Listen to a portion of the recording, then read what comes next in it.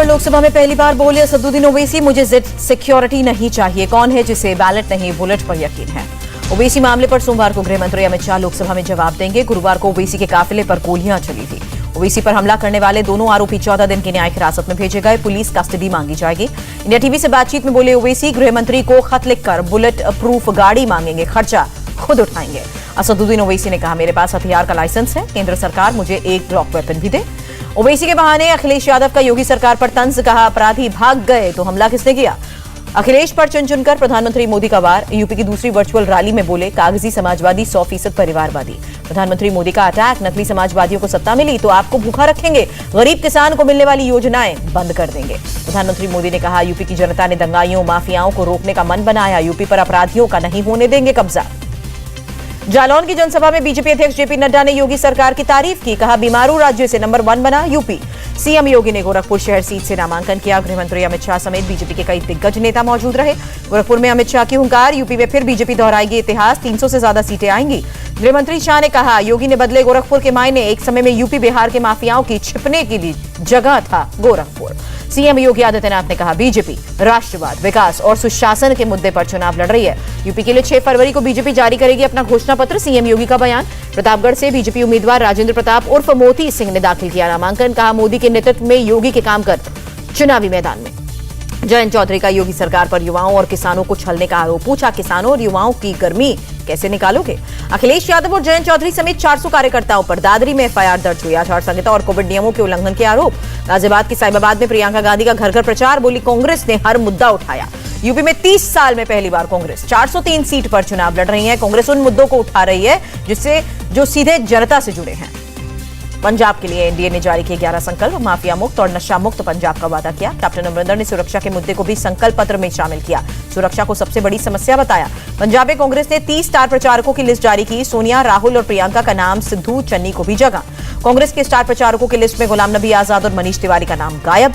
नवजोत सिंह सिद्धू का आला कमान पर हमला, अपनी ताल पर नाचने वाला सीएम चाहते हैं शीर्ष लोग। सीएम चन्नी के भतीजे भूपिंदर हनी की जालंधर कोर्ट में पेशी, 8 फरवरी तक ईडी की कस्टडी में भेजा गया। भतीजे की गिरफ्तारी पर बोले सीएम चन्नी, कानून अपना काम कर रहा है, कोई एतराज नहीं। प्रियंका गांधी ने एजेंसीज के दुरुपयोग के आरोप लगाए। विपक्षी नेताओं पर डराने और दबाव बनाने की कोशिश की जा रही है। चन्नी के भतीजे की गिरफ्तारी पर बोले कैप्टन अमरिंदर, कानून सबके लिए बराबर, ईडी ने अपना काम किया, राजनीति से इसका कुछ लेना देना नहीं।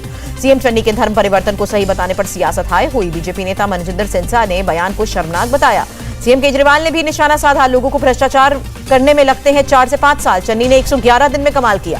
पंजाब के होशियारपुर में बढ़ते रक्षा मंत्री राजनाथ सिंह, राहुल ने इतिहास को तोड़ने मरोड़ने की कोशिश की, भारत की विदेश नीति को गलत बताया। उत्तराखंड के खटीमा में सीएम धामी ने प्रचार किया, सरकार की योजनाओं की तारीफ की। गोवा में राहुल गांधी ने डोर टू डोर कैंपेन किया, प्रचार के दौरान एक परिवार से मुलाकात भी की।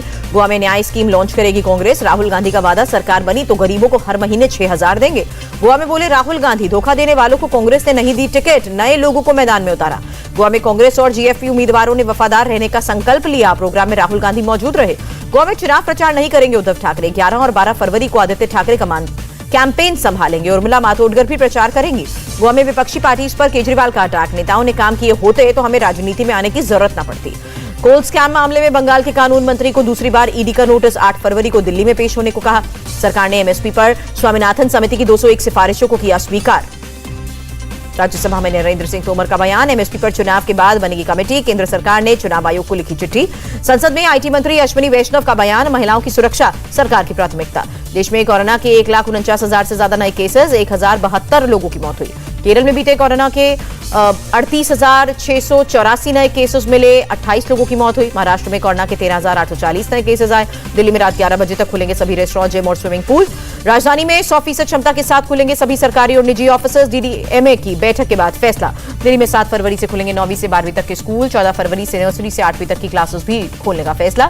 फिल्म मिस्टर मामी में एक साथ दिखेंगे रितेश और जेनेलिया, कपल और उनके बच्चे पर आधारित है फिल्म।